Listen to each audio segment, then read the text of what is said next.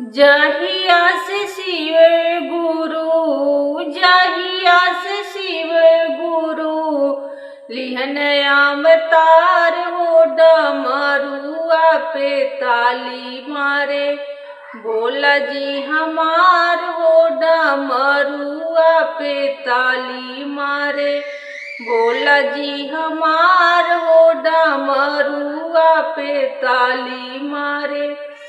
जहिया से शिव गुरु, जहिया से शिव गुरु लिहन अवतार हो, डमरुआ पे ताली मारे भोला जी हमार हो, डमरुआ पे ताली मारे। डमरू के आवाज सुनी ब्रह्मा जी आए, डमरू के आवाज सुनी ब्रह्मा जी आए। ब्रह्मा जी अइले संग विष्णु जी अइले, ब्रह्मा जी अइले संग विष्णु जी अइले। भोला संग नाचे लागे, भोला संग नाचे लागे होई के मगन हो, डमरुआ पे ताली मारे भोला जी हमार हो, डमरुआ पे ताली मारे भोला जी हमार हो, डमरुआ पे ताली मारे। जहिया से शिव गुरु, जहिया से शिव गुरु लिहन अवतार हो, डमरुआ पे ताली मारे भोला जी हमार हो, डमरुआ पे ताली मारे।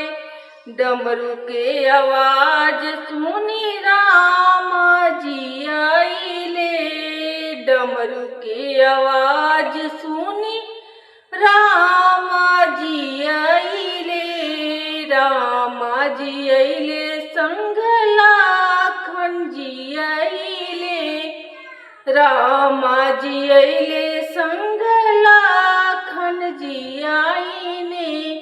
हनुमत गावे लागे शिव गुण गान हो, डमरुआ पे ताली मारे भोला जी हमार हो, डमरुआ पे ताली मारे। जहिया से शिव गुरु, जहिया से शिव गुरु लिहन अवतार हो, डमरुआ पे ताली मारे भोला जी हमार हो, डमरुआ पे ताली मारे।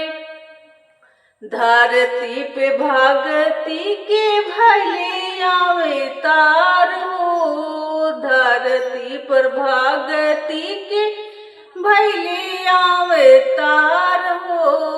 तब से चर्चा चलल संसार हो, तब से चर्चा चलल संसार हो।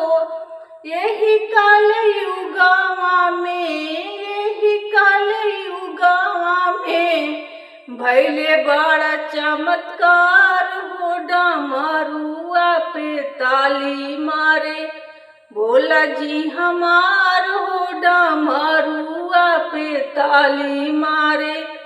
जहिया से शिव गुरु, जहिया से शिव गुरु लिहन अवतार हो, डमरुआ पे ताली मारे भोला जी हमार हो, डमरुआ पे ताली मारे। रोज रोज करताने चर्चा तुहार हो, रोज रोज करताने चर्चा तुहार हो। एक बार सुनी भोला यार जय हमार हो, एक बार सुनी भोला यार जय हमार हो। हमारा पदाया करी सुनी ना पुकार हो, डमरुआ ताली मारे, भोला जी हमार हो डमरुआ पे ताली मारे, भोला जी हमार